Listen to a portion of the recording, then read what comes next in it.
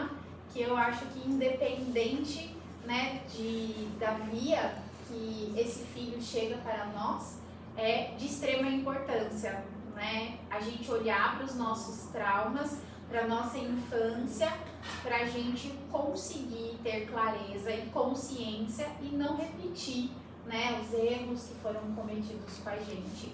E eu acho que o mais importante é a gente trazer aqui que não existe um certo, um errado e nem um papel de vitimização, mas é realmente a gente aprender um com os outros e trazer a consciência. Freud, eu sou da área da psicanálise, então vou puxar a sardinha pro meu lado, tá bom, gente? Freud, ele fala que a terapia já começa a partir da consciência, quando a gente traz a consciência, traz resolução. Nem sempre, às vezes, a gente precisa de uma intervenção, de algo, olha, você vai chegar na sua casa, você vai repetir 10 vezes no seu espelho, falando isso. Às vezes isso funciona muito bem, mas nem sempre, Freud ele defendia muito isso, que nem sempre a ressignificação de um trauma precisa vir de uma ação de intervenção, que só de trazer para o nosso consciente, aquilo já traz algo de diferente para a gente já não quer mais repetir aquele padrão. Então, por isso que é tão importante, às vezes, uma roda de conversa. Às vezes, numa roda de conversa, a gente tem resoluções de traumas que você pode ficar anos na terapia e não ia resolver. E, às vezes, numa roda de conversa temática e pontual, você traz a percepção daquilo, traz para a consciência algo que vai trazer resolução para a nossa vida e a gente começa a perceber algo diferente. E é algo muito aberto para vocês, tá? Até eu quero que vocês se comuniquem, que vocês interajam bastante na nossa roda de conversa. Podem ficar tranquilos que o que não puder ser divulgado, a Fer ela edita também, corta, a gente respeita também a intimidade de cada um aqui. Mas eu queria que vocês se sentissem à vontade para falar um pouquinho sobre esse tema. E eu vou começar com uma história minha, vou me expor aqui também, tá? Porque eu sou igualzinho vocês, não sei se vocês sabem, mas eu também sinto medo, eu também sinto ansiedade, eu também passei por trauma igualzinho, não tô imune a nada. E quando a doutora Vanessa veio falar desse tema pra mim, engraçado que eu comecei a refletir, né? Quais eram as coisas que eu tive na minha infância que influenciava no meu vínculo dentro de casa? Quais são as coisas que eu passei que trazia isso pra dentro de casa? E eu acho que assim, quem ainda está na fila, que não ainda teve a adoção? Entrou na fila. 1, 2, só. Provavelmente vocês falaram assim, quando eu tiver os meus filhos, eu não vou fazer isso que meu pai e minha mãe fez. Foi ou foi? Não, minha mãe fazia tal coisa comigo. Não, quando eu tiver meu filho, eu não vou fazer isso. Vou fazer diferente. Eu vou fazer diferente. Também, eu vou seguir o que o meu pai fez, ou minha mãe fez. Porque também tem um lado positivo. Também tem um lado positivo. E Mas será que vai mesmo? E será? Aí, as que já estão vivendo a maternidade, o que acontece? Ai, que vergonha. Aí repete exatamente aquilo. Ou a gente se cobra muito também, né? De fazer tudo muito correto, muito certo, porque teve falha na nossa infância. Na nossa infância. E aí a gente se cobra de ser perfeito, né? E a criança, ela não precisa de um pai e uma mãe perfeita, ela precisa de um pai e de uma mãe consciente, né? De maturidade. Em maturidade, a gente não se tem não tendo traumas. Maturidade emocional não é sobre quem teve menos trauma. A maturidade emocional é sobre quem melhor conseguiu ressignificar aqueles traumas. E eu vou dar um exemplo muito simples, assim, muito simples, mas que eu repetia. Não é tão emocional, mas a gente vai ir para esse lado também. A minha mãe, quando eu morava com minha mãe, ela falava assim, não deixa panela dentro da geladeira. Aí eu odeio panela dentro da geladeira. Aí detesto panela dentro da geladeira. Porque não pode pôr panela dentro da geladeira. E aí eu cresci com isso, só que eu odeio comida esquentada no micro-ondas. Eu tenho, até hoje, assim, a gente usa muito pouco micro-ondas na minha casa. E eu uso muito air fryer, por exemplo. Eu detesto, eu acho que muda o gosto. Sei lá, eu tenho umas paranoias ali de radiação, eu acho que não faz bem, enfim. E a minha mãe esquentava tudo no micro-ondas. E aí eu chegava em casa, depois que eu casei e tudo, eu ficava com isso, né? Não pode pôr panela na janela, fica com cheiro de comida, não sei o quê. E aí eu falei assim, mas tô na minha casa, detesto, eu já vou pôr a panela aqui. E eu deixava a primeira prateleira só com panelas de comida. E aí eu tiro, coloco água e esquento de novo na panela, fica com gosto de comida fresquinha, pra mim. Só que quando minha mãe ia em casa, eu corria tirar as panelas da geladeira, colocava nos potinhos minha mãe tá chegando, meu Deus, minha mãe tá chegando, minhas panelas estão na geladeira. E aquilo era uma tensão. Até que um dia eu falei assim, mas peraí, a casa é minha, eu que sou a mulher agora aqui na casa, eu que tomo conta disso, eu preciso me posicionar. E aí eu decidi. E engraçado que eu levei isso pra minha terapia. A terapeuta também faz terapia, normal também, tá? Aí, ela falou assim, mas por que você nunca falou pra sua mãe? Você sabe que minha mãe não gosta, mas ela não gosta na casa dela. Essa é a sua casa. Era óbvio, gente. Sim. Era óbvio. Mas pra quem tá passando pela situação, não é. Às vezes existem coisas que a gente repete que é óbvio. Só que a gente não traz a percepção quando a gente tem a análise completa da situação. Eu tive que ter alguém do olhar de fora pra me falar, a casa é sua, sabe? Minha casa, minhas regras. Oxe, com 18 anos era meu sonho fazer isso, o que tá acontecendo que eu tô repetindo esse padrão? E aí, minha mãe, eu tremia, minha barriga doía e eu falava, não, tenho que me posicionar, minha mãe vai vir esse final de semana, eu vou ter que falar com ela. Aí eu deixei lá. Dito e feito, ela abriu a geladeira. Jéssica, o que é essas panelas na geladeira? Aí eu, então mãe, na sua casa você não gosta, mas aqui eu gosto assim e eu quero deixar assim porque eu gosto de esquentar assim, nananana, como você... Ela virou pra mim e falou assim, tá bom. Aí eu falei, nossa, foi tudo aquilo na minha cabeça. Muitas vezes a gente cria monstros dentro da nossa cabeça Por quê? Porque a gente tem medo de rejeição, a gente tem medo da negação.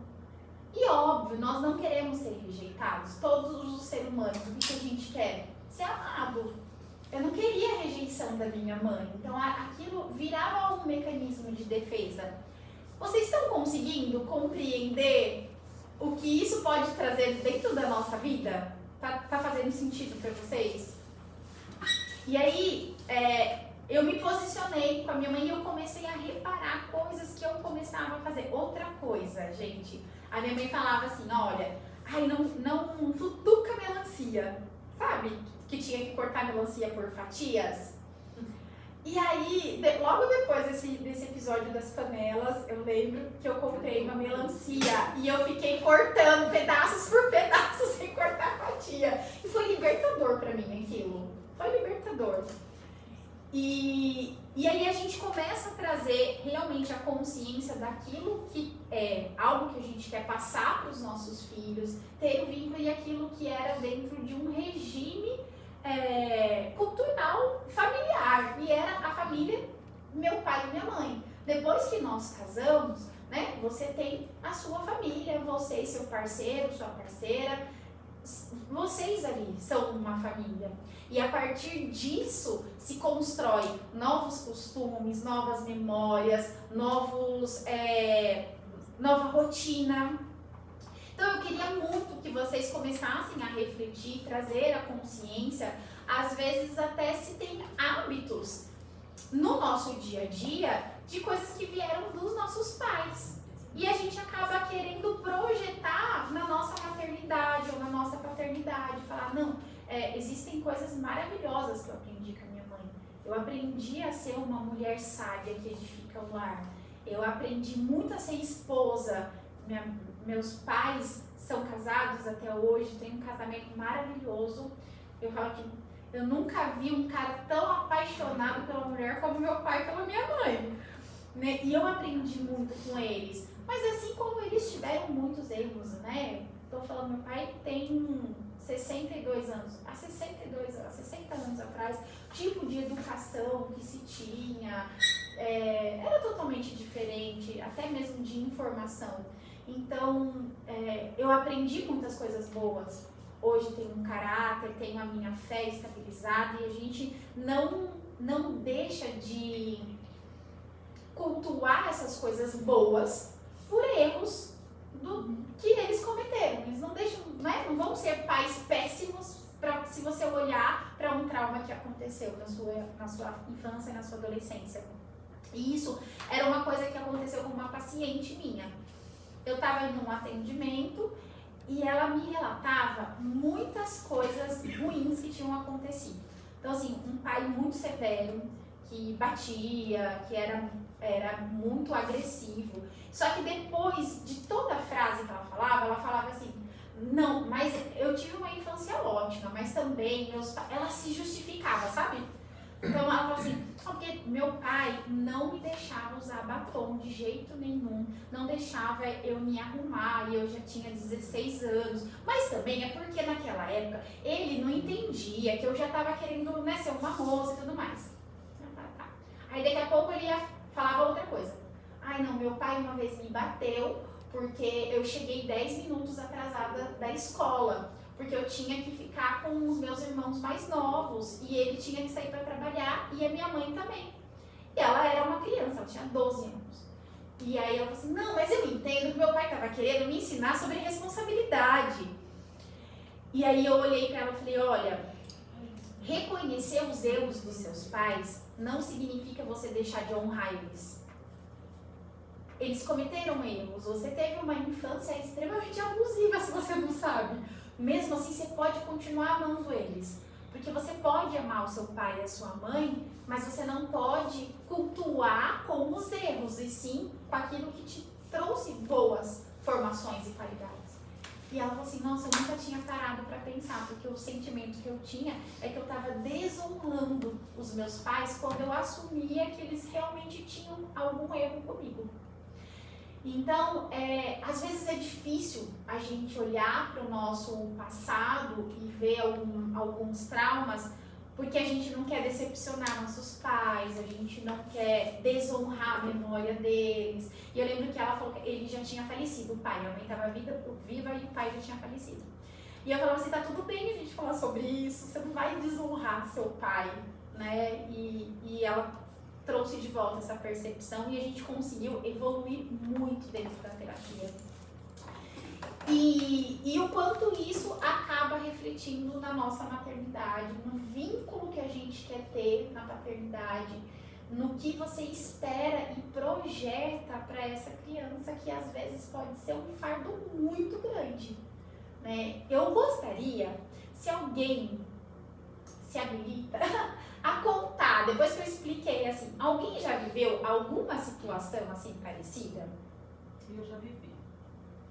A minha mãe, ela deixava a gente fazer tudo. A gente tinha que lavar o uniforme da escola, se fizesse um lanche tinha que fazer, se fizesse um almoço tinha que fazer.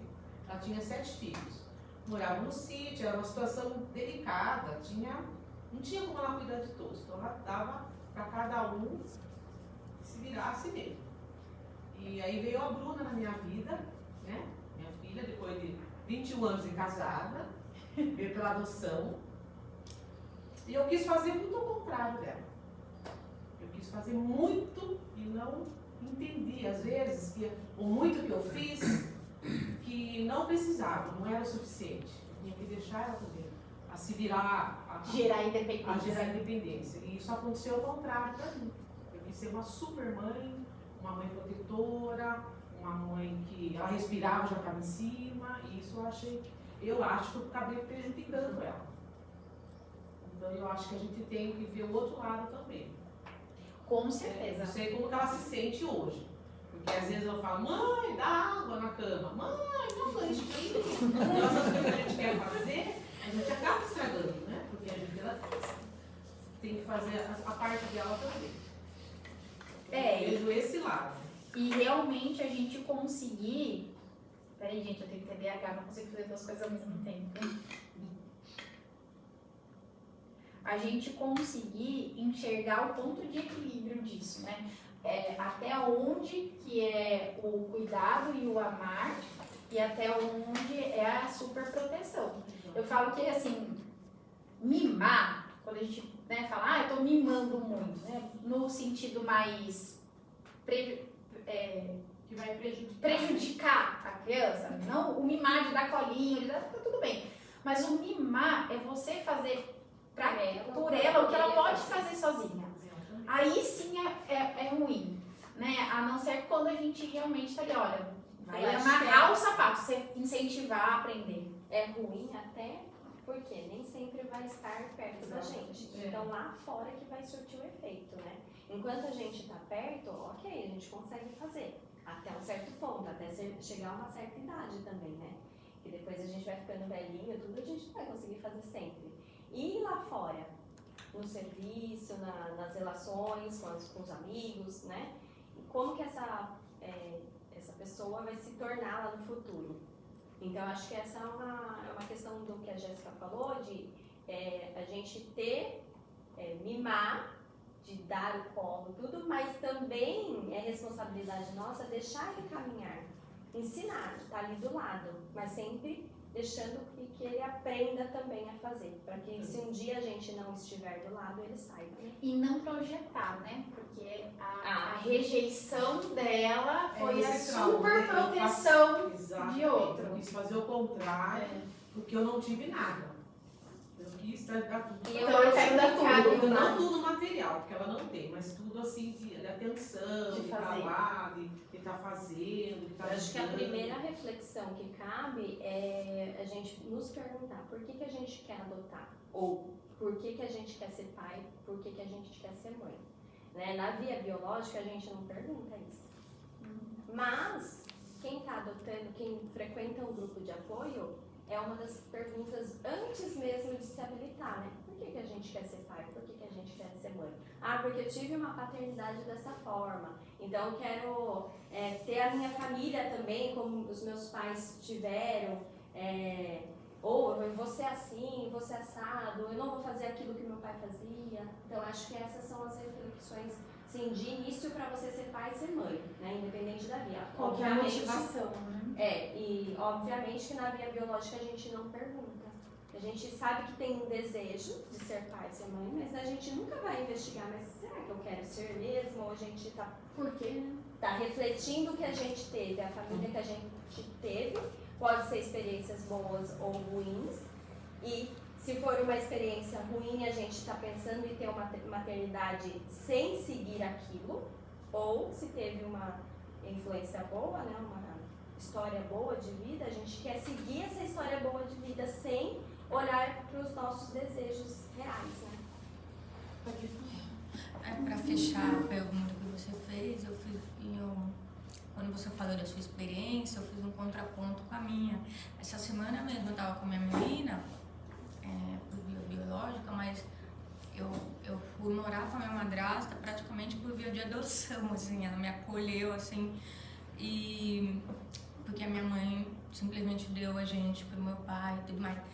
E essa semana eu estava dormindo com ela, fazendo ela dormir, e me veio essa memória do que eu não tive com a minha mãe, e de eu fazer ela dormir, contar história, abraçar, dar beijo, e ela tá com 8, 9 anos. Eu não tenho essa memória na minha infância.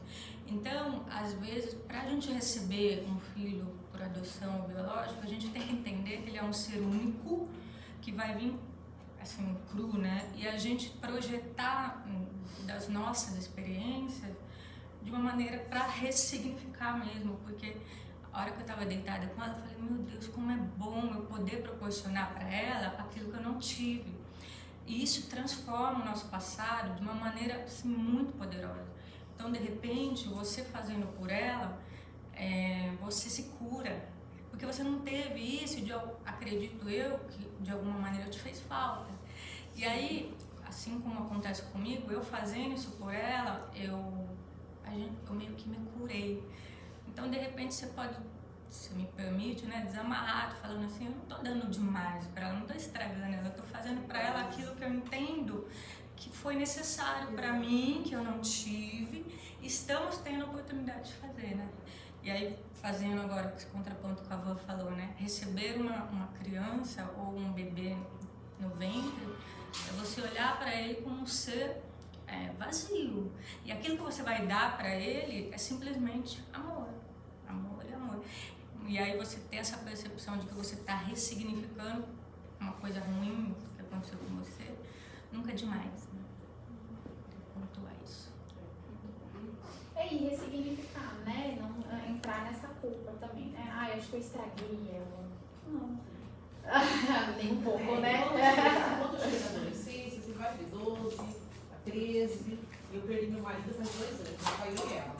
Que eu acho que um ponto que a Jéssica colocou que é muito importante a gente entender o que é a parte de mimar e o que é a parte de educar no ser humano. A gente precisa ter essa ciência. Porque a adolescência tem, né? A gente precisa educar filhos Educar. para sair de casa, para estar na sociedade. A gente precisa disso. A gente precisa ensinar a educação no quesito de ser uma pessoa educada. Vai ter momentos que a gente vai precisar falar não. Então, só que mesmo assim, você educando, Vanessa, quando chega uma coisa para você tem o seu filho pequeno, então eles vão crescer, né?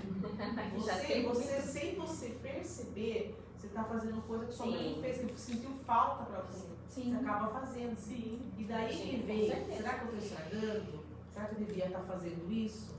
Não vai ter um certo ou um errado, mas vai ter o despertar da nossa consciência, né? Da consciência. Eu acho que é mais isso. Que foi o começo, né? Que da não vai conversa. ser, você não vai fazer pelo seu filho como uma forma de cobrança, seja interna, né? Eu vou dar tudo que eu não tive, né? Não, tem que ponderar. Eu não tive, mas o que eu posso dar, o que eu não posso. Eu acho que ter esses limites, ter essa consciência, eu acho que é o caminho. E principalmente, para ter essa consciência, é você abrir caixinhas. Vou bater num ponto aqui que é clichê, mas é muito real. Façam terapia. Façam terapia. São caixinhas que a gente precisa abrir, precisa olhar, porque você, a sua história, a sua família e o seu filho merece ter você por inteiro, ter você íntegro ali, não para ser o pai ou a mãe perfeita, mas para poder ser consciente dos atos que você está cometendo, do que você está fazendo e do que você quer projetar para essa família.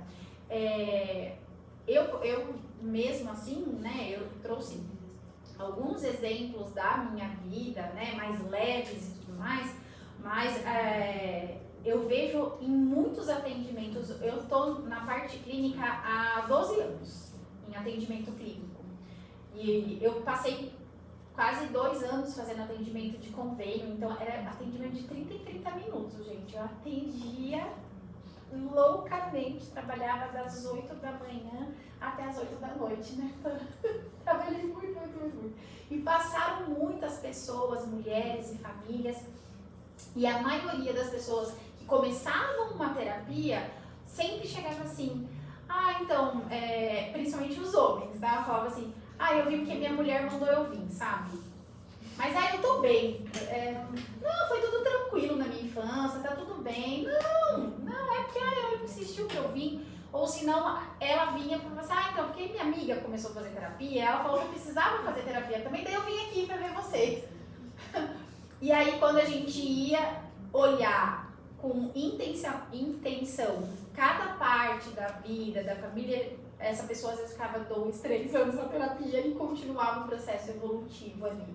E o quanto ela falava assim, 100%, assim, olha, realmente, olhar para o meu passado fez com que eu tivesse um futuro melhor. Porque aí a gente começa a ter clareza e consciência das nossas atitudes, limpando, né, o que não convém. Opa, peraí, aqui eu tô demais, deixa eu recuar, e aqui eu tô atrás, deixa eu avançar, né? E entender principalmente que, por mais que às vezes você teve uma infância muito boa, não, meu pai foi muito bom, foi um cara muito correto, foi muito isso, foi muito aquilo, mas não dava carinho, não dava atenção. Olhe para isso, para que você não crie uma dependência emocional quando a criança chegar. E aí, lembra que eu falei sobre a rejeição? Nós temos, o ser humano é assim, a gente tem pavor de rejeição. E aí, a gente, quando se tem uma carência muito grande, se coloca, se projeta a necessidade de amor nessa criança. E aí, nem sempre é assim, nem sempre a criança vai chegar te amando e te adorando. Pode falar, assim. Como você falou em rejeição, olhando do lado dos pais que vão receber essa criança. Só que essa criança, normalmente, por já estar, né, destituída de uma família biológica, ela já sofreu. Ela já passou por também isso pela também. rejeição. Então temos duas rejeições conflitantes aí, né? Então você queria falar um pouquinho sobre isso? Porque eu acho que é o mais complexo de tudo. E na verdade também, se a gente parar para pensar, todo mundo é rejeitado por algum momento, né, na vida, né? Biológico Quem já engravidou, quem não teve uma tia, um pai falando, nossa, vai estar grávida de novo, mas engravidou agora, né? Já começa por aí, né? Nossa, essa criança, nossa, sempre tem. Um relacionamento, uma rejeição já É passou a hora na de vida. engravidar agora, né? Sempre tem, né? Depois na escola, a gente tem um amiguinho que fala uma coisa que você não gostou. A gente sempre tem, sendo adotado ou não, né? Eu tenho uma parente que, só pra concluir, eu tenho uma parente que ela queria ter 2 filhos, ela engravidou o terceiro, ela falou a vida toda que não desejou ter terceiro filho, inclusive para o filho. E hoje é o terceiro filho que cuida dela na velhice, e ele só que ele cresceu ouvindo que ele não foi desejado e que ele foi rejeitado, mas hoje ele sabe que ele que cuida, então é uma coisa muito complexa, né? E é lógico, quer dizer, tem os dois lados. A gente tem rejeição de avós, de tios, Tem. fulano, avó, Eu tenho que falar a voz. Eu não entendi o assunto direito, eu me perdi. Você queria falar? Ah, é porque eu fui meio rejeitada pela minha família biológica, minha irmã mais ainda, porque ela passou por uma família antes, então eu pego muito exemplo da minha irmã, né, que eu me inspiro muito nela. A minha família, meus pais, eles tinham vício em droga. Aí eles abandonavam meus irmãos na casa da minha avó. E aí acabou que o conselho tutelar não deixou mais, porque meus pais eram viciados. E quando eu estava na barriga da minha mãe sabia que estava grávida de mim, mas continuava usando droga porque ela não queria me ter. É isso não. Não quero falar isso. Aí, a Carol, ela passou por muita coisa. Aí hoje em dia eu tenho muito medo de ser abandonada de novo. Ainda eu tenho esse trauma. Obrigada pela coragem de falar isso, viu? Você é muito corajosa que você possa sentir o quanto você é amada também hoje. Muito massa, é demais pra isso, né? Pra você ver como mesmo com excesso de amor, essa ferida ainda é aberta nela, né? De alguma forma. Muitas vezes não é o que você coloca que faz sofrer, né? Talvez na terapia, Exatamente. talvez outras coisas. E são duas vias, a gente tomar cuidado para não colocar o nosso buraco querer ser completo com a criança e a gente querer completar o buraco que tem da criança com o que a gente tem. São formatos diferentes, um pode ser um triângulo e o outro vai ser um cubo. E o que a gente pode fazer é entender essa criança, é entender que, olha, independente disso que passou com você, eu sempre vou estar do seu lado. Eu tenho consciência do que você passou e eu estou aqui do seu lado.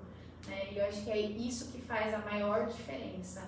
É entender, compreender e não projetar. É difícil? Gente, é muito difícil.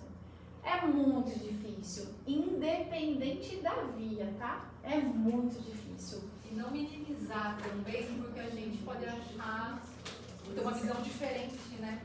E aí tem uma outra observação que eu queria fazer aqui, né? Tem uma gente que vê bastante gente nova, que está pensando em entrar na fila, é sobre a idade, né? A Bruna tinha 2 anos, uma idade que a gente imagina que não vai lembrar, né? E é uma da questão que eu me trabalho muito, porque o meu filho chegou com 1 ano e 1 mês, e eu sei que tem coisas que eu não vou suprir. Tem coisas que eu falo, vai ser Deus e terapia, não tem outro jeito, não tem outro jeito. Tem conversas que não vai adiantar eu querer ter com ele, porque talvez até vou meter os pés pelas mãos. Exatamente. Porque talvez eu vou falar coisas que nem deveria falar. Então, assim, como a Jéssica falou, terapia, a gente precisa fazer terapia. Eu faço desde que eu entrei pra fila. Na verdade, eu fiz um tempo antes, acho que foi o que amadureceu, eu queria adotar, mas depois da fila, assim, foi um processo bem, assim, sem falhar na terapia, sabe? E muito importante. Depois, quando o José chegou, eu achei que meio que parei, falhei, depois voltei, fui conhecer a Jé. E é importante, porque a gente precisa, porque às vezes alguém fala assim, ah, mas ele teve problema, ele tem que fazer terapia. Eu sou mãe, eu preciso saber como lidar, eu preciso saber como conduzir isso. Já vai facilitar uma parte do caminho, não é que vai resolver, mas vai facilitar. E depois eles também não têm outro jeito, porque tem coisas que não vai adiantar, né? Que nem a Bia tá falando, todo amor, a gente sabe, né? A gente convive com elas, né? É amigas, nossa, né?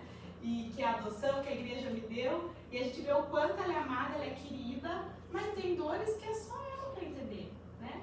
Por mais que eu dê um abraço, que eu fale o que ela tá sentindo, é só ela para sentir, não tem jeito. Exatamente. Né? E a gente não querer projetar, resolver isso. Né? Eu queria falar como o resultado final da adoção. Eu sou uma pessoa adotada, né?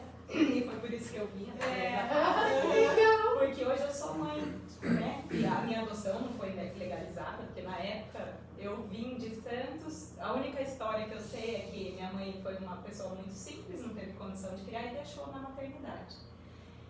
E o que, até complementando isso, acho que como mãe, eu acho que eu entendo ela, porque assim, eu vejo que quando eu casei, eu não sabia fazer arroz. Eu não sabia lavar uma roupa, porque minha mãe falou, não, deixa que eu faço. Não. Sabe aquela super proteção que a gente projeta tudo aquilo, não, eu vou, sabe? E daí você, nesse ponto, ela necessita. Nesse ponto me incomodou um pouco, né? Nessa parte prática, eu diria, né? Mas aí, o que a Paula falou, eu vim com 2 dias de vida e eu já estava em tudo. Então, ou seja, não era pra eu ter trauma nenhum, certo? É que a gente pensa. Que a gente pensa. Bebê é mais fácil. É mais fácil, não vai vir com trauma, não vai vir com nada. Mentira. Tava até partilhando com a Mi. É uma coisa que, assim, aos olhos, até os meus, eu falo, gente, mas que bobeira, por que eu fico com isso? Mas hoje eu sou mãe, eu falo assim, eu sei, a minha filha é parecida com meu marido, meu filho tem o meu sorriso, e eu? Né? E como que foi meu pai? Como que foi minha mãe? Eu queria conhecer, eu queria... Esse buraco que eu tenho na minha história é algo que só eu sei quanto me custa, né? Eu acho que até fica aqui, né, um depoimento para os pais. Nunca esconder a verdade, embora eu A acho gente que... trabalha muito isso. Esse buraco que você tem não fez você se revoltar com sua mãe. Jamais. Entendeu? Esse buraco não pode prejudicar a vida dela lá na frente. Sim, Isso eu falo pra ela. sim. É um buraco que um dia ela vai ter a cura. Né? Mas- De forma, Sim. só que não pode prejudicar a vida dela. Mas Isso eu vejo- não pode prejudicar a vida dela esse buraco. Eu acho Eu que na converso parte, com ela. eu descobri, a minha mãe me contou que eu era adotada nessa época de 13 anos, então a gente foi muito tarde. Na verdade, até o próprio fórum hoje orienta. Mas eu, assim, naquele tempo era diferente, e eu só E até consegui porque eu acho que entender. como não era legalizada, sua mãe Sim. por proteção talvez escondeu. Exato. Era o melhor que ela tinha naquela Foi- época. Exato. né? E assim, só que eu tinha até medo. Depois que eu me tornei mãe, que eu entendi, porque eu falei assim, gente, imagina, ela gestou o meu irmão, né, o Rafael, por 9 meses, ele nasceu morto e eu cheguei. Então pensa um trauma que a minha mãe carrega e que ela também depositou em mim. A expectativa que ela colocou em você. Eu não posso perder essa aqui, Sim. porque eu já perdi um. Então a rejeição em mim eu vejo assim, e claro, terapia, E até a me questão ajudou. dela trabalhar o luto, né? Dela. Que foi até que eu comentei, eu acho que até ela hoje ela não consegue. Não viveu o luto, né, dessa outra Essa questão criança. de querer saber um pouquinho mais da minha história, um dia que eu sentei com ela, que eu falei que queria, nossa, se você vê o tanto que eu vi nitidamente o quanto eu machuquei ela de querer saber de onde eu vim, se realmente era verdade. Talvez ela também não foi pra terapia, não Não, conseguia exato. falar sobre isso, que seria uma Exato. normalidade, né? E eu acho que ia curá-la, na verdade, Sim. né? Mas eu falei assim, não. E que não vai diminuir o amor que você sente por ela. Nem Eu acho que essa é uma questão muito a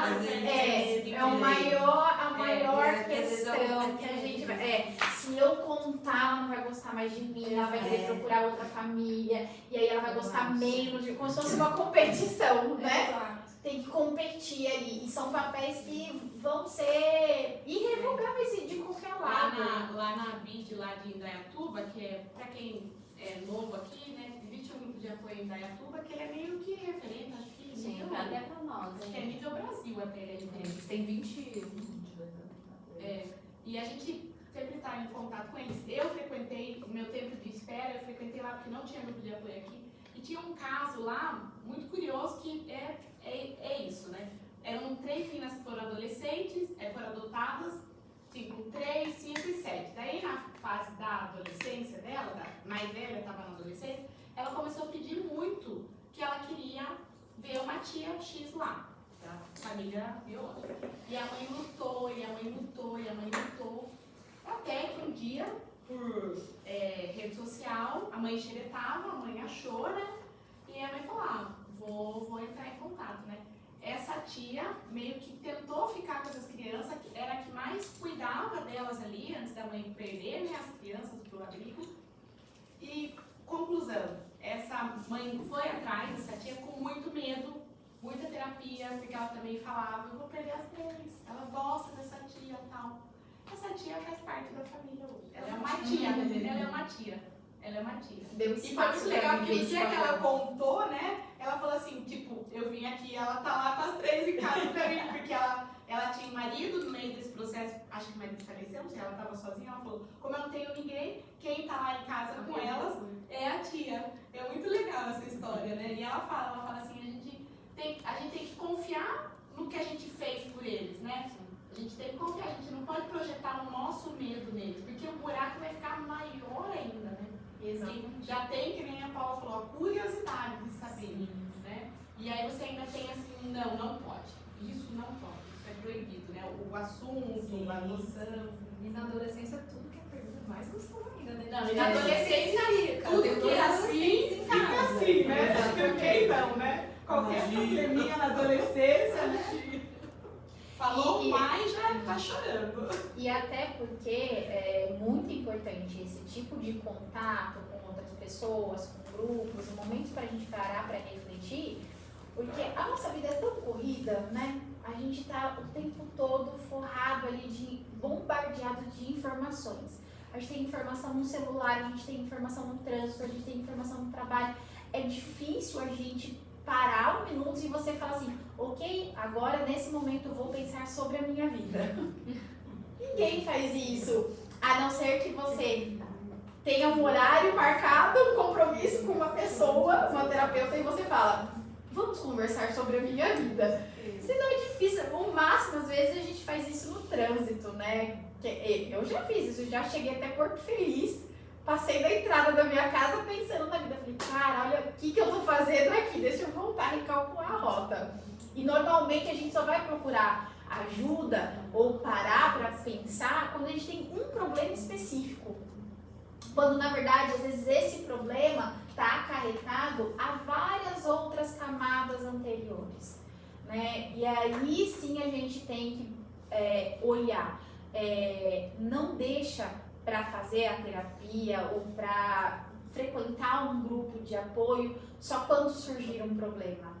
Só quando, não, agora aconteceu a adoção para mim, agora meu telefone tocou, agora eu vou procurar ajuda.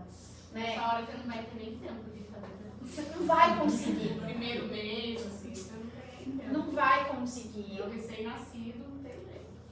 E que é um recém-nascido, independente da idade. Sim, porque precisa. Pode ser um recém-nascido de 12 anos, pode ser um recém-nascido de 1 mês, pode ser um recém-nascido de 10, pode ser um de 15, Né? né? Pã? É um porpério para a família, vocês vão passar pelo porpério, não tem como você não viver isso daí, precisa ser vivido, mas ele vai ser vivido sempre de uma forma mais leve, consciente, se você tiver ajuda, se você estiver buscando isso, né? Então eu acho que eu gostaria muito assim de deixar, enfatizar para vocês a importância que é de você olhar para sua história, olhar para sua infância, o relacionamento com os seus pais, com o que você projeta para a sua família. Sabe? Como é que foi? Como é que é?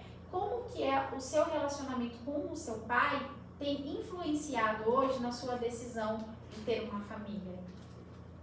Como que o relacionamento com a sua mãe está influenciando hoje na sua decisão? Ou está te influenciando hoje na sua convivência familiar? Porque a gente vai carregar, a gente vai projetar. Eu fiquei anos sem cortar a melancia do jeito que eu queria. Imagina uma atitude com uma criança, que são decisões super importantes. Quando a gente fala de reflexão, acho que são várias vertentes, né, que a gente tem que olhar. Desde as mais simples até a culpa, a projeção, o pertencimento, né, tudo que a gente vai levar para a nossa maternidade. Hoje eu acho que eu consigo compartilhar sobre a minha história, depois de anos de terapia também com a Jéssica, porque eu não conseguia nem contar da minha infância, porque eu achava que eu estaria fazendo mal, né? Eu era errada. Então, tudo que eu passei na minha infância, eu falava assim, não, eu poderia falar aquilo, as coisas que aconteceram, porque eu era errada de contar.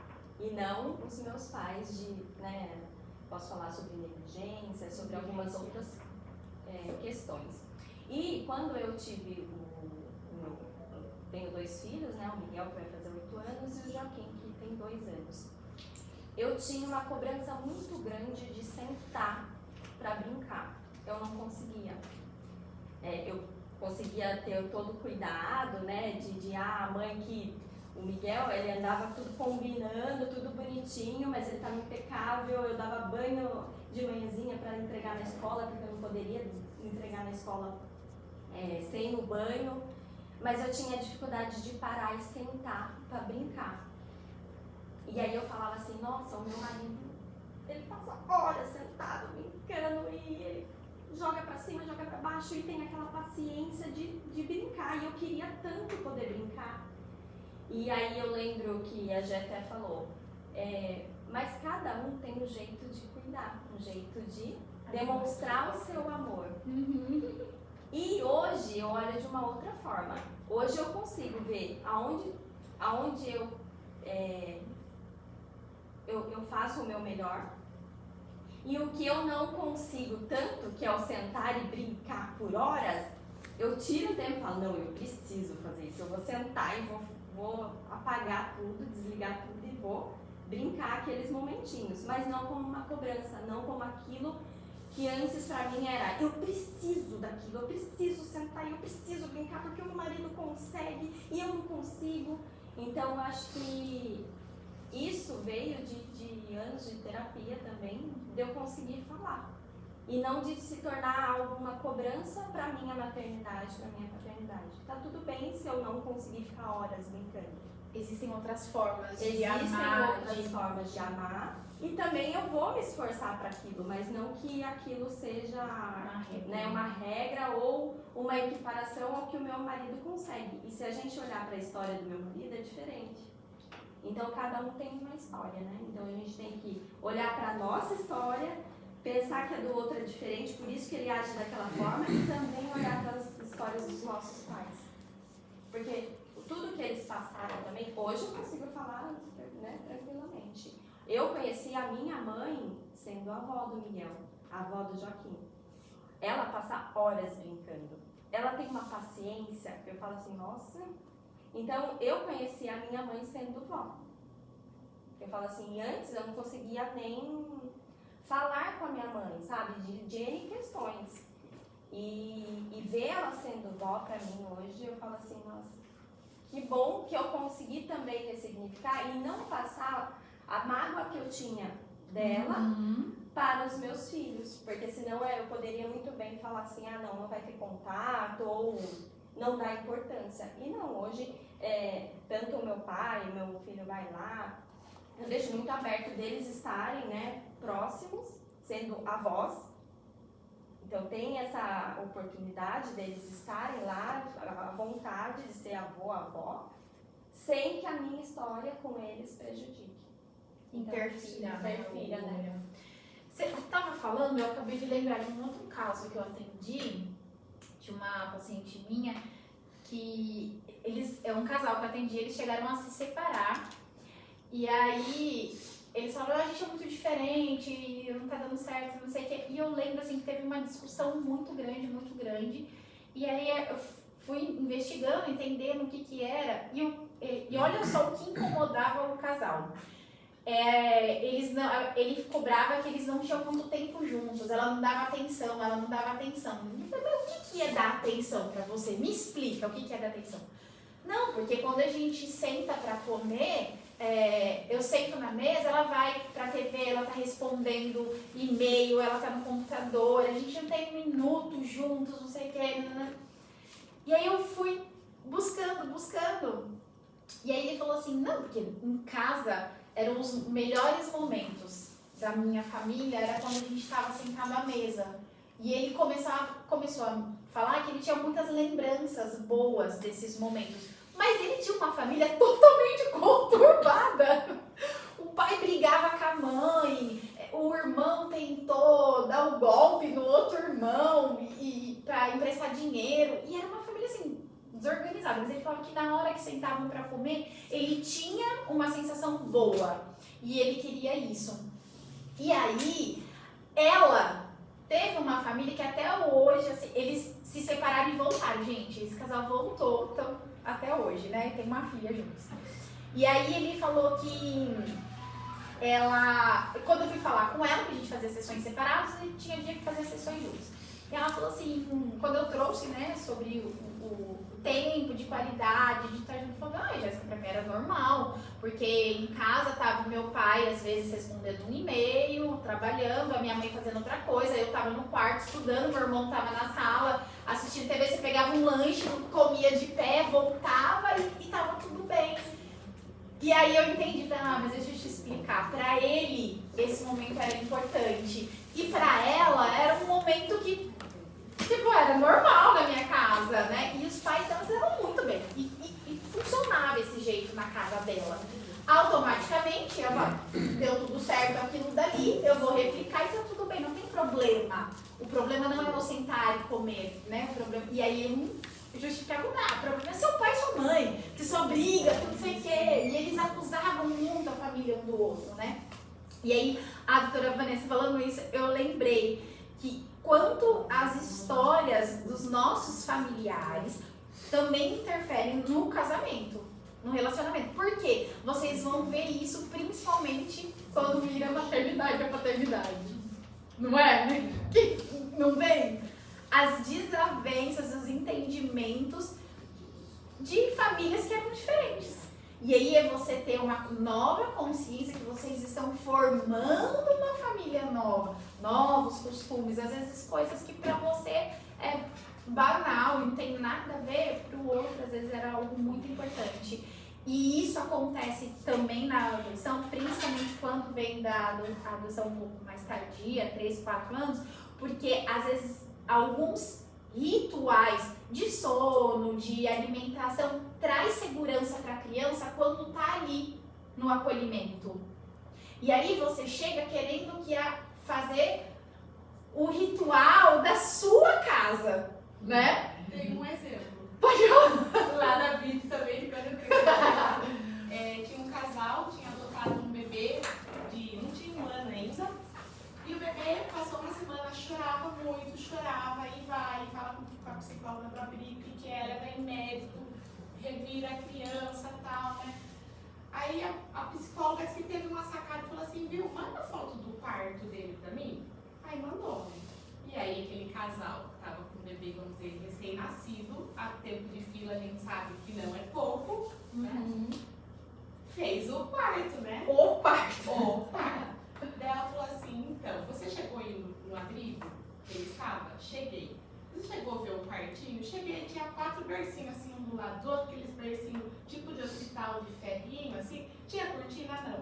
Tinha mosquiteiro? Não. Tinha não sei o que? Não. Tinha não sei o que? Não. Então, que tal se a gente deixar o parto dele? Como era o parto dele mesmo? Eles arrancaram o padrinho, arrancaram tudo na criança. É isso. Às vezes a gente quer dar o melhor, mas é o melhor pra quem. E é o melhor pro outro, né? O meu, a gente leva ele no Atlético Catarina, ele entra no André de Shoes lá. Vê na Adidas, gosta de todos os tênis, skatista, tudo aqueles Jordan. Mãe, quero Jordan, quero Jordan. Vai lá, compra Jordan, não sei o quê. Aí alguém lá no mercado fala assim, mamãe, tem um tênis aí, vou te dar. Ah, eu quero.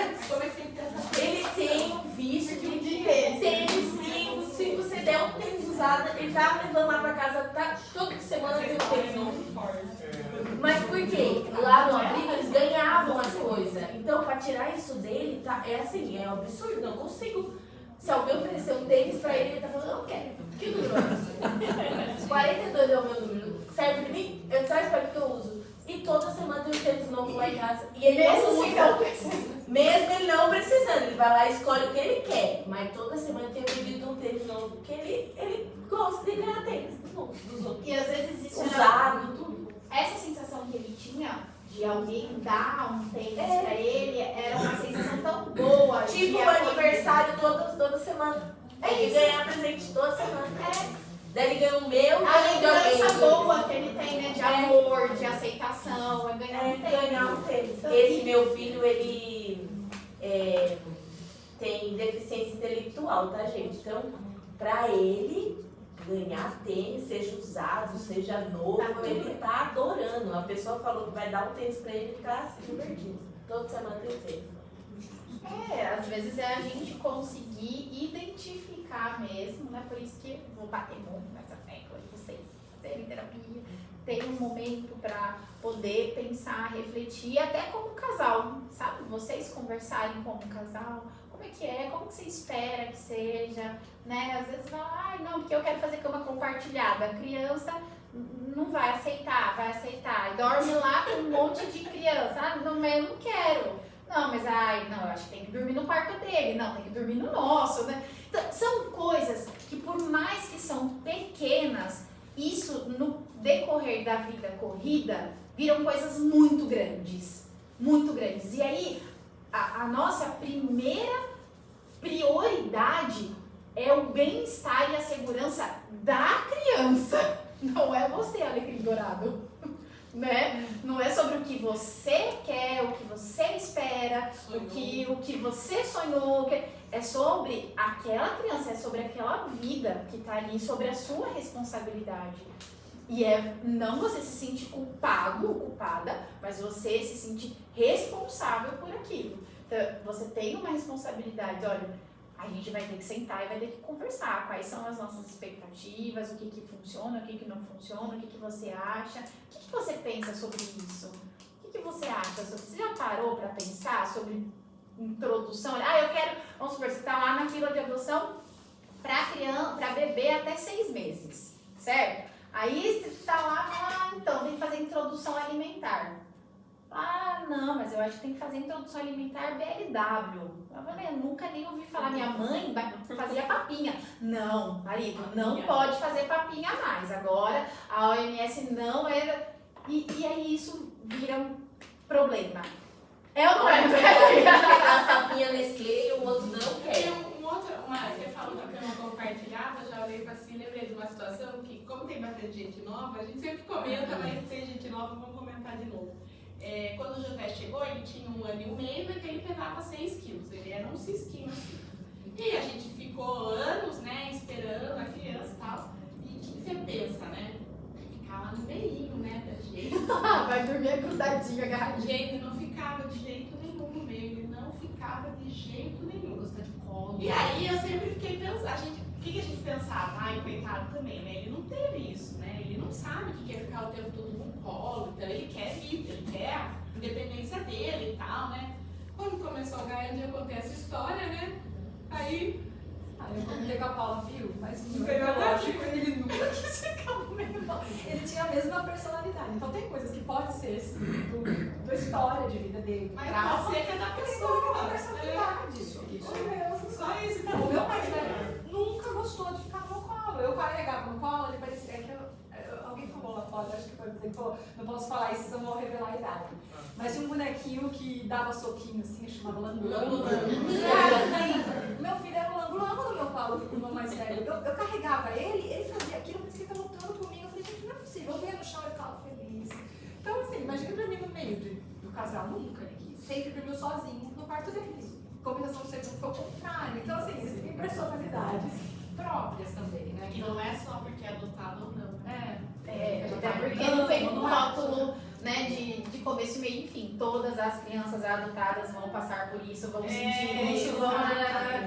Existem personalidades diferentes, temperamentos diferentes, Lá comportamentos em casa é diferentes. um quarto dos meninos e tem uma cama no meio das duas camas, porque a Helena arrancou o colchão dela e ela vai lá no meio e fala, não, eu vou dormir aqui. Aí ela tá protegida. Ela não sai de lá. E se arrancar ela de lá, ela leva o colchão arrastando de novo. E é o colchão arrastando o tempo inteiro. A Bruna, quando ela veio, a gente ficou 7 semanas, né, pra fazer adaptação com ela no abrigo e tudo mais. E eu cheguei pra psicóloga da menina e falei assim, olha, ela não fala. Ela fala muito pouco aqui. Cheguei e falei, vou ter que levar na fono, vou ter que fazer já vem preparada. Ela chegou na sexta-feira, já chegou com ela era 11 da noite, passando na minha sogra e tudo. E foi uma festa. E até sábado, na hora do almoço, eu não tinha ouvido a voz dela. Aí eu falei, o que eu faço de almoço? Fui e fiz uma sopa. Aquelas com legumes e tudo mais. Eu coloquei o pratinho dela, ela já comia sozinha. Ela olhou pra mim e falou assim, não gostei do seu papá. Aí ela sabia falar. Foi a primeira palavra que ela falou. Olhou bem assim, não esqueça. Tava eu e ela na cozinha. E eu lá, toda nervosa. Não gostei de papá. Não comeu. Hoje em dia é minha comida favorita. Ressignificou. Esse tá na Comida favorita agora. Também tem um casal que vem aqui que adotou 3. Eles chegaram também, quando que fizeram, que eles amavam lasanha, né? Ele fez aquela lasanha, aquele almoço. As crianças não comeram. Veio a janta, as crianças não queriam comer. Aí a mãe dele falou assim, arroz, feijão e ovo frito, filho. Faz isso para essas crianças se acabaram. Esse mesmo casal contou pra gente também quando eles chegaram. Ele foi dar banho nas meninas ali no chuveiro. Piauí. Só que as crianças do Piauí, aí disse que abriu o chuveiro, as crianças gritavam, esgoelando, nos berros. Daí ele falou, gente, as crianças não vão tomar banho, porque liga o chuveiro, as crianças gritam. Daí ele falou, não, é porque aqui no Piauí água gelada. Como é que vocês estão dando banho aí? Aí, tipo, aqui a água morna era fervendo, então as meninas estavam gritando porque tava queimando elas, o corpo não está acostumado. Então, tipo, acontece de tudo. Acontece. Teve uma coisa também, eu estava na loja, né, eu tinha loja, aí eu fui acho que fui no cabeleireiro, não sei fazer o quê, meu marido foi pra casa com ela. Tudo bem. Aí demorei, né, cheguei em casa, entro no banheiro e falo, pelo amor de Deus, socorro. Essa menina com as mãos assim, na parede parecia bandido. Com a perninha aberta e ele com o chuveirinho. Ela tinha feito cocô, não sabia como limpar. Então foi assim, uma cena, né, filha? Você contava isso, né? Então, é coisas que você vai se adaptando com o tempo, né? Pessoal, Cada um tem mais um alguém jeito. quer fazer alguma colocação, alguma pergunta? Eu acho que eu só perdi o time. Eu tava refletindo se era pertinente ou não contar, né? Mas eu sou psicóloga e aí eu atendo um adolescente que ele é adotado, né? Ele também tem um irmão nessa família e é muito... A dinâmica, né, do atendimento é que eu atendo os adolescentes, mas eu também faço sessões de parentalidade com os pais, né? E aí, um adolescente, como qualquer outro qualquer, né, seja biológico ou não, ele tem as suas questões como adolescente, né? E aí, quando eu vou conversar com os pais entram numa numa pilha também de se culpar, de achar que ele está sendo esse adolescente por conta da adoção, por conta de uma rejeição, por conta dos traumas. E ok, né, de fato, às vezes pode ter um pouco, mas ele está sendo um adolescente também. Sempre, né? Ele tá... Nem sempre. Nem pela sempre. adoção. E assim, muitas vezes são questões do cotidiano de adolescente, então um namorinho na escola, uma questão ali, e como os pais internalizam aquilo pra eles num ponto assim de se culpar mesmo, né? O que eu fiz de errado? Enfim, né? E aí quando a gente fala de lembrar da nossa história, foi uma atitude muito legal que esses pais tiveram, que ele não é, né, da cidade natal que eles estão, mas ele é de outro estado, ele é do Espírito Santo. E aí, como presente de 16 anos, os pais resolveram fazer uma viagem pra ele, pra cidade natal. E aí, seria assim, não conhecia ninguém lá, ele era de um lar, enfim, não tinha a família biológica, né? Mas o fato desse adolescente estar no lugar que ele sabe que ele nasceu foi muito importante pra ele, assim, era o interior do Espírito Santo, não tinha praia, não tinha nada, mas o fato dele estar lá, nossa, ele voltou assim revigorado, né, pra nossa sessão, ficou super feliz de saber que ele pisou na cidade que ele veio, assim. Que legal! Pertencimento. Sobre isso que você falou dos pais, tem uma outra coisa que a Jéssica bate na terapia e que eu reflito também. O que acontece? A gente percebe que muitas das pessoas que vão adotar estão passando pelo luto de não engravidar. É muito difícil alguém que tem o meu discurso, que eu queria adotar. Eu não fiz investigação nenhuma porque eu não engravidei. Nenhuma. Fica dando de barco ali, mas quando chegou naquele ponto, vamos fazer tal coisa, não quero adotar. A maioria vem com uma dor muito grande. E na maioria das vezes, falo isso porque as pessoas me procuram muito. Então, Paula, sabe o que é? Eu já fiz tratamento, eu já não sei o quê. Fiz justificando por que vai adotar. E a adoção, ela não é uma segunda opção, ela é uma opção. A gente precisa entender isso. A adoção, ela é uma opção de parentalidade. Não é uma segunda opção. Ou a última opção. Ou a última opção. Tá tudo bem com quem não conseguiu engravidar e quer adotar, mas a gente precisa tratar esse não engravidar primeiro, não pode misturar, porque eu acho que daí esse peso pode vir mais ainda, né? Porque ficou com um negócio mal resolvido lá atrás. E é uma coisa que a gente coloca muito aqui. Eu acho que o fato de frequentar o grupo de apoio já alivia muito, mas é importante esse luto, né? A gente, alguns grupos que a gente segue, que a gente vê, fala muito disso, porque você tá com aquela dor do luto e você vai trazer mais as dores da criança, mais a dor da adoção, porque a adoção é um processo demorado, é um processo que gera muita ansiedade, sendo que você nem tratou aquela dor do luto. Aí vai chegar o momento de conversar, não vai gerar um diálogo. Exatamente. E tem um exemplo também que eu acho que cabe falar, é uma amiga minha, né, e ela fez a adoção legalizada e tudo. E na época ela já estava, como estava demorando muito, ela falou, então eu vou adotar com mais idade, porque sempre, não sei, o pessoal quer bebê e tal. E daí ela adotou um de 7 e começou o convívio, não sei como que vocês falam, que vai pra casa. E aí eu ajudei, eu tava próxima, eu dava catequese pra ele, e a mãe dele chegou pra mim e falou, olha, eu não quero essa criança, vocês têm alguém pra dar?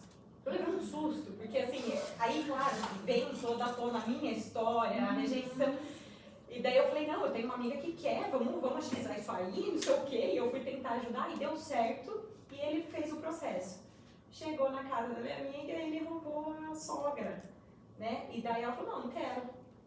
Aí eu fiquei tão revoltada com a minha amiga, eu falei, viu, mas e se fosse seu filho, você ia devolver pra quem?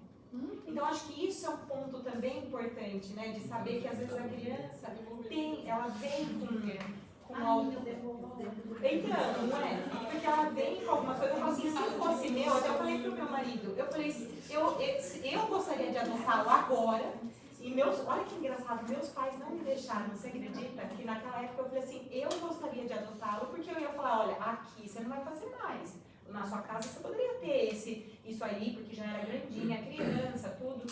E ele vinha dessa realidade onde ele morava. Então, tipo assim, se você está adotando, você tem que saber que a criança pode vir com esse problema, não sei, com esse comportamento, não seria um problema. Com esse comportamento, e cabe a você amá-lo tanto quanto o seu e instruir. A partir de agora, não mais. É outra realidade. Né? Até para finalizar, né, eu acho que esse encontro encontro é realmente para a gente refletir, né, sobre a nossa história. Esse é o nosso tema. Eu queria propor para vocês de fecharem os olhos um minutinho e olhar para a história de vocês, olhar para a história dos pais, de como que eles cresceram, de como foi a história de vocês na infância, o relacionamento entre vocês na adolescência, o que vocês esperavam do pai de vocês, da mãe. Refletir o porquê que vocês querem adotar, o porquê que vocês querem ser pais, ser mães. E agora pensar, o que você gostaria que o seu filho fosse? Como que você gostaria? Você pode decidir se ele vai ser loiro, se ele vai ser moreno, se ele vai ser menino, se ele vai ser menina, se ele vai vir bebê, se ele vai vir com 7 anos, com 10, com 15. Se ele pode ter doenças ou não, vocês não aceitam com doenças. E depois que chegar em casa, como que vai ser? E se ele não gostar da comida que você fez com tanto amor, tanto carinho, e ele olhar com uma cara de nojo para aquela comida, que é a comida que você mais ama, como que você vai lidar? E se ele fizer algo errado, algo que você não estava esperando, como que você vai conduzir isso? Você vai acusá-lo?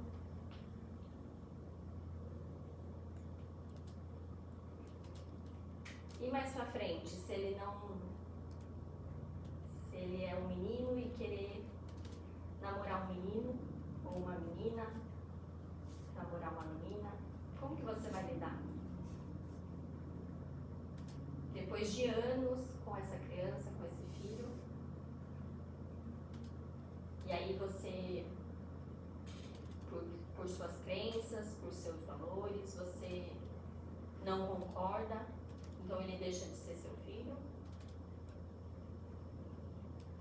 Ou uma decisão sobre a profissão. Você tem uma empresa e só tem você, não tem mais ninguém para passar essa empresa. E você queria tanto que seu filho seguisse o mesmo caminho, mas ele não é do lado empresarial, ele não é do lado de tocar o seu negócio, ele é do lado da música, ele é do lado da comunicação, de artes. Tá tudo bem? Então acho que hoje é o dia da gente refletir, olhar para as nossas histórias. A gente até pode na adoção escolher sobre o perfil da criança. A gente tem essa possibilidade. Na biológica não. Na biológica, se vier um filho com deficiência, a gente não tem como escolher. Na adoção a gente tem. Mas as questões futuras, as questões de decisões com relação à personalidade, ao que ele vai se tornar, isso a gente não pode definir. E isso também não pode ser decisão para que ele seja ou não seu filho.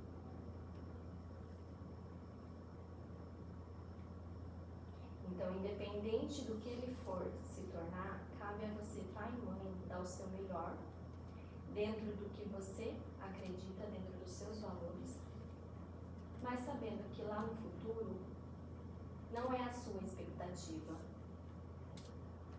Não pode ser. Você não pode criar expectativas que pode ser que você se frustre. Mas dê o seu melhor.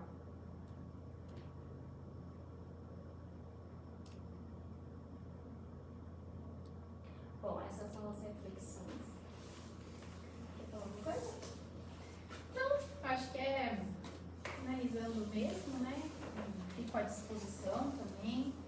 Se alguém tiver alguma pergunta, tiver alguma coisa, se vocês quiserem me procurar no Instagram, é neuroterapeuta Jéssica Fazio. Se quiser deixar uma pergunta lá no direct, pode. Sou eu mesmo, não é robô, sou eu mesmo.